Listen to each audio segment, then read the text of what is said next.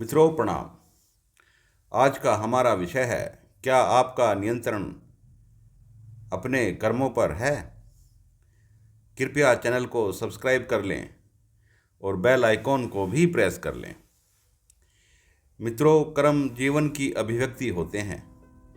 उनका स्रोत मनुष्य के भीतर ही होता है। जीवन एक प्रकार से कर्मों की श्रृंखलाओं का ही नाम है।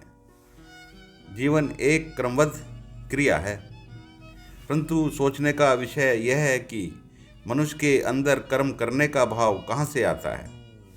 वह कौन सी प्रेरणा है जो उसको कर्म करने के लिए मजबूर करती है। जीवन की आवश्यकताएं कहाँ रहती हैं और कैसे प्रकट हो जाती हैं। क्या उन आवश्यकताओं पर आपका नियंत्रण है? आपको लगता है कि जो आप कर रहे हैं वह आप ही कर रहे हैं या आपसे हो रहा है? जो कुछ हो रहा है वह अपने आप ही हो रहा है और आपके अंदर से ही आ रहा है। जीवन के सारे कर्म तो भोजन, सुरक्षा और विस्तार पर ही आधारित होते हैं। इनके अतिरिक्त न तो कोई व्यक्ति कुछ सोच सकता है और न कुछ कर सकता है। और यदि किसी को यह लगता है कि वह इसके अतिरिक्त कुछ कर सकता है, तो सोच करके देखिए कि आप ऐसे कौन से कर्म कर सकते हैं जिनका संबंध इन तीनों से न हो। मनुष्य अपनी जीविका और सुरक्षा को ध्यान में रख कर के ही अपने जीवन की यात्रा निर्धारित करता है।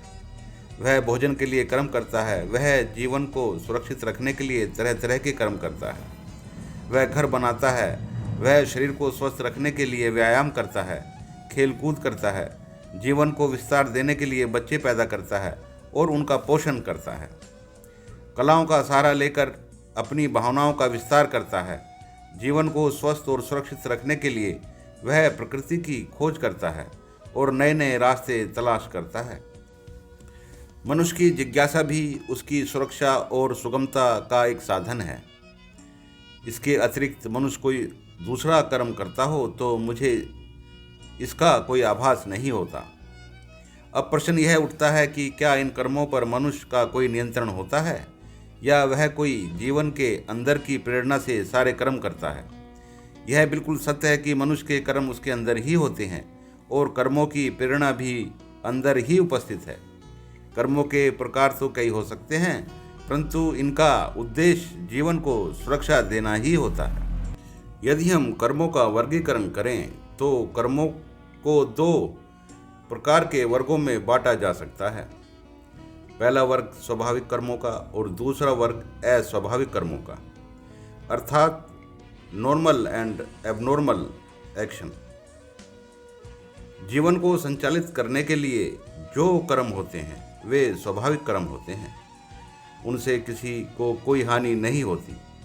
परंतु दूसरे प्रकार के कर्म तब उत्पन्न होते हैं जब जीवन की इच्छाओं के तुष्टीकरण में कोई बाधा उत्पन्न हो जाती है, तो मनुष्य के कर्म अचानक एबनॉर्मल हो जाते हैं।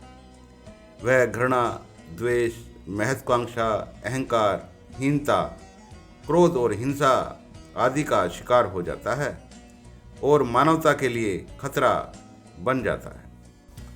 मित्रों, जीवन के कर्म चाहे वे स्वाभाविक हों या अस्वाभाविक, उन पर मनुष्य का कोई नियंत्रण नहीं होता।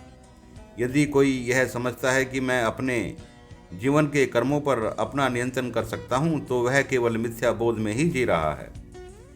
मनुष्य के सभी कर्मों का जन्म, चाहे वे स्वाभाविक हों या अस्वाभाविक, मनुष्य के अंदर से ही होता है।